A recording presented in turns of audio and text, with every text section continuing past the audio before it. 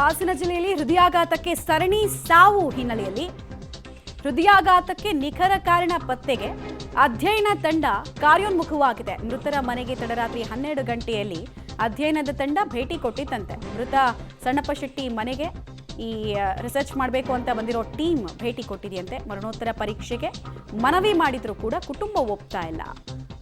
ಯಾಕಂದ್ರೆ post mortem ಅಲ್ಲಿ ಇನ್ನಷ್ಟು ವಿಚಾರಗಳು ಗೊತ್ತಾಗುತ್ತೆ. ಏನಾದರೂ ರೆಸಿಡ್ಯೂಗಳಿತ್ತ ಅಥವಾ ಹಾರ್ಟಿಗೆ ಸಂಬಂಧಪಟ್ಟಂತೆ ಹಿಂದೆಯಿಂದ ವೀಕ್ ಆದ ಹಿಸ್ಟ್ರಿ ಏನಾದರೂ ಇತ್ತ ಅನ್ನೋದೆಲ್ಲ ಗೊತ್ತಾಗುತ್ತೆ. ಬಟ್ ಅದಕ್ಕೆ ಒಪ್ಪಿಲ್ಲ ಕುಟುಂಬಸ್ಥರಿಗೆ. ಯಾಕಂದರೆ ಇನ್ನೇನಿದ್ರು ಅವರು ದೈಹಿಕವಾಗಿ ನಮ್ಮ ಜೊತೆ ಇಲ್ಲ. ಕೊನೆ ಮೂಮೆಂಟ್ನಲ್ಲೂ ಅವ್ರನ್ನ ಹಾಗೆ ದೇಹದ ಭಾಗಗಳನ್ನು ಕತ್ತರಿಸೋದು ಅದನ್ನೆಲ್ಲ ನೋಡೋದಕ್ಕಾಗಲ್ಲ ಅನ್ನೋದು ಒಂದು ತುಂಬ ಎಮೋಷ್ನಲ್ ಬಾಂಡ್ ಇರುತ್ತೆ. ಹೀಗಾಗಿ ಆಲ್ಮೋಸ್ಟ್ ಎಲ್ಲ ಕುಟುಂಬದವರು, ನೋವಿನಲ್ಲಿರುವಂತಹ ಕುಟುಂಬದವರು ಒಪ್ಪೋದು ತೀರಾ ಕಡಿಮೆ ಇರುತ್ತೆ ಸಾಧ್ಯತೆ. ಬಟ್ ಬಂದಿದ್ದಾರಂತೆ ತಂಡ, ನೋಡೋಣ. ಡೀಟೇಲ್ಸ್ ಕೊಡ್ತಾರೆ ಶಶಿಧರ್. ನೋವಿನಲ್ಲಿರುವಂತಹ ಕುಟುಂಬ ಸಹಜವಾಗಿ ಪೋಸ್ಟ್ ಮಾರ್ಟಮು ಮತ್ತು ಇನ್ನಷ್ಟು ಕ್ಲಿಷ್ಟಕರ ಪರಿಸ್ಥಿತಿಗಳನ್ನು ನೋಡಬೇಕು ಅಂದಾಗ ಅವ್ರಿಗೂ ಹಿಂಸೆ ಆಗುತ್ತೆ.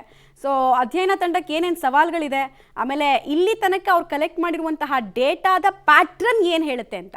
ಮತ್ತು ಏನು ಸರಣಿ ಸಾವು ಹೆಚ್ಚಾಗ್ತಿರುವ ಹಿನ್ನೆಲೆಯಲ್ಲಿ ಜಿಲ್ಲಾಧಿಕಾರಿಗಳು ಒಂದು ಸಭೆಯನ್ನು ನಡೆಸಿದ್ರು. ಅಲ್ಲದೆ ರಾಜ್ಯ ಸರ್ಕಾರವೂ ಸಹ ಸಭೆಯನ್ನು ಮಾಡಿ 1 ವಾರದೊಳಗೆ ವರದಿಯನ್ನು ಕೊಡಬೇಕು ಅಂತ ಹೇಳಿ ಸೂಚನೆಯನ್ನು ನೀಡಿತು. ಮಂಗಳವಾರದಿಂದ ಹಾಸನದಲ್ಲಿ DHO ಅನಿಲ್ ಅವರ ನೇತೃತ್ವದಲ್ಲಿ 3 ತಂಡಗಳು ಯಾರೆಲ್ಲ ಹೃದಯಾಘಾತದಿಂದ ಮೃತಪಟ್ಟಿದ್ದಾರೆ ಅವರ ಮನೆಗಳಿಗೆ ತೆರಳಿ ಅವರ ಪತ್ನಿ ಇರ್ಬೋದು, ಮಕ್ಕಳು ಇರ್ಬೋದು, ಅಥವಾ ಅವರ ಪೋಷಕರು ಇರ್ಬೋದು, ಅವರಿಂದ ಎಲ್ಲ ರೀತಿಯ ಮಾಹಿತಿಯನ್ನು ಕಲೆ ಹಾಕ್ತಿದ್ರೆ. ಅವರಿಗೆ ಯಾವುದಾದ್ರೂ ರೋಗಗಳಿತ್ತ, ಅವ್ರು ಯಾವುದಾದ್ರೂ ಮೆಡಿಸಿನ್ ತಗೋತಿದ್ರಾ, ಅಲ್ಲದೆ ಅವರ ಬಾಡಿ ತೂಕ ಎಷ್ಟು, ಅವರು ವ್ಯಾಯಾಮ ಮಾಡ್ತಿದ್ರ, ಪ್ರತಿಯೊಂದು ಆಲ್ಕೋಹಾಲ್ ಸೇವಿಸ್ತಿದ್ರಾ, ಇಲ್ಲ ಧೂಮಪಾನ ಮಾಡ್ತೀರಾ, ಪ್ರತಿಯೊಂದನ್ನು ಸಹ ಮಾಹಿತಿಯನ್ನು ಕಲೆ ಹಾಕ್ತಾ ಇದ್ದಾರೆ. ಆ ಮಾಹಿತಿ ಕಲೆಯನ್ನು ಹಾಕಿ ಅದ್ರ ಮೇಲೆ ವರದಿ ಕೊಡಲಿಕ್ಕೆ ಈಗ ಸಿದ್ಧತೆಯನ್ನು ನಡೆಸ್ತಾ ಇದ್ದಾನೆ. 3 ತಂಡಗಳು ಸಹ ಕಳೆದ 2 ದಿನಗಳಿಂದಲೂ ಸಹ ಏನು ಹೃದಯಾಘಾತದಿಂದ ಮೃತಪಟ್ಟವರು ಅಂತ ಹೇಳಲಾಗ್ತಿದೆ ಅವರ ಮನೆಗಳಿಗೆ ತೆರಳಿ ಅವರ ಕುಟುಂಬಸ್ಥರಿಂದ ಮಾಹಿತಿಯನ್ನು ಸಂಗ್ರಹಿಸಿದ್ದಾರೆ. ಆದರೆ ಕೆಲವೊಂದು ಏನು ಪ್ರಕರಣಗಳೇನಿದೆ ಅದು ಒಂದು ರೀತಿ ಇವರಿಗೆ ಕ್ಲಿಷ್ಟಕರವಾಗಿರ್ತಕ್ಕಂಥದ್ದು. ಯಾಕೆಂದರೆ ಹೃದಯಾಘಾತ ಪ್ರಕರಣಗಳು ಹೆಚ್ಚಾದ ಹಿನ್ನೆಲೆಯಲ್ಲಿ ಜಿಲ್ಲಾಡಳಿತ ಹಾಗೂ ಜಿಲ್ಲಾ ಪೊಲೀಸ್ ವರಿಷ್ಠಾಧಿಗಳು ಒಂದು ಆದೇಶವನ್ನು ಹೊರಡಿಸ್ತಾರೆ.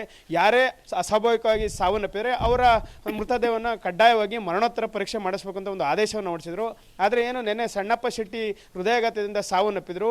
ರಾತ್ರಿ 12 ಗಂಟೆ ಸಮಯದಲ್ಲಿ DHO ಅನಿಲ್ ಕುಮಾರ್ ನೇತೃತ್ವದ ತಂಡ ಅಲ್ಲಿಗೆ ತೆರಳಿ ಅವರ ಕುಟುಂಬಸ್ಥರಿಂದ ಮಾಹಿತಿಯನ್ನು ಪಡೆಯುತ್ತೆ.